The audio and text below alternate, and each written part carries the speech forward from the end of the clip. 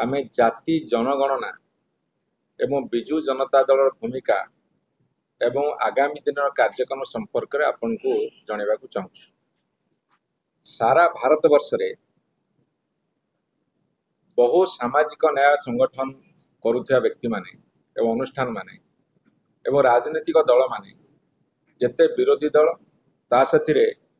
वर्तमान एनडीए रो जो माने सहयोगी दल समस्ते डिमांड करुले जे जाति भित्तिक जनगणना हो एवं ओडिशा रे मध्य विजु जनता दल तीव्र स्वर उठेइथला एवं ए समस्त कथा को आखि आगे रखी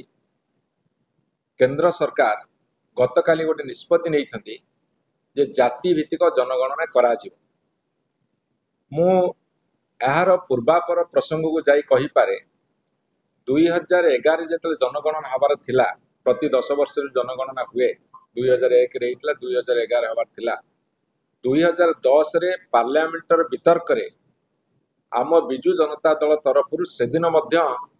जाति भित्तिक जनगणना करा जाऊ बोली गोटे दृढ़ दाबी उपस्थापन करा जायतला एवं 2021 रे जेतले जनगणना कथा आसिला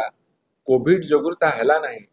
किंतु परवर्ती समय आहुरी 4 वर्ष गड़ी गला 2025 मसीहा हला एते पर्यंत ना जनगणना ही पारिछि ना जाति जनगणना ही पारिछि किंतु ए समय मध्यरे लगातार भावरे विभिन्न राजनीतिक दल एवं सामाजिक संगठन माने सामाजिक न्याय संगठन माने तीव्र दाबी उठाया फल सरकार मुंड नुआई एवं जनगणना करने को गतकाली निष्पत्ति नहीं। मुझे आपण मान कही रखे 2020 विधानसभा ओबीसी कमिशन संपर्क में जो कथा परवर्ती समय कहे से कथा निष्पत्ति एवं बीजेडी संसदीय कमिटी गृहमंत्री अमित शाह को भेटी एवं ए दाबी को अति स्पष्ट भाव में उठे विधानसभा बारंबार दाबी उठी लोकसभा एवं पार्लियामेंट रे ए दाबी विजु जनता दल रखी ता साथी रे जेतेबेले सर्वदलीय बैठक होता दिल्ली रे सेठी दाबी रखी एवं विभिन्न स्टैंडिंग कमिटी रे विजु जनता दल ए कथा को बारंबार दाबी रखी एवं जेतेबेले parliamentary standing committee on OBC Odisha गस्त करथिले सेतिके बेले विजु जनता दल तरफ प्रतिनिधि मंडली जाई तांको देखा करी दाबी उपस्थापन करथिले एवं एई जो गत विधानसभा मानकरे आपण मन देखिथिबे विजु जनता दल विधायक माने तीव्र भाव में शाणित भाव में जाति जनगणना कथा हो ता साथी एससी एसटी ओबीसी जेतिकी संख्या जार सेतिकी भाग दवाई आमे कहितलु जमिति शिक्षा क्षेत्र में वर्तमान एससी एसटी संख्या 38.75 है बेले तांको मात्र 20% मिलुची एवं ओबीसी मानकर संख्या 54% जेतु 50% कैपिंग भीतर अच्छी 11.25% दिया जाउची नियुक्ति क्षेत्र में किंतु शिक्षा क्षेत्र में 0 दिया जाउची। आमे मुलतवी प्रस्ताव माध्यम आर्जनमेंट मोशन रे डिमांड डिस्कशन रे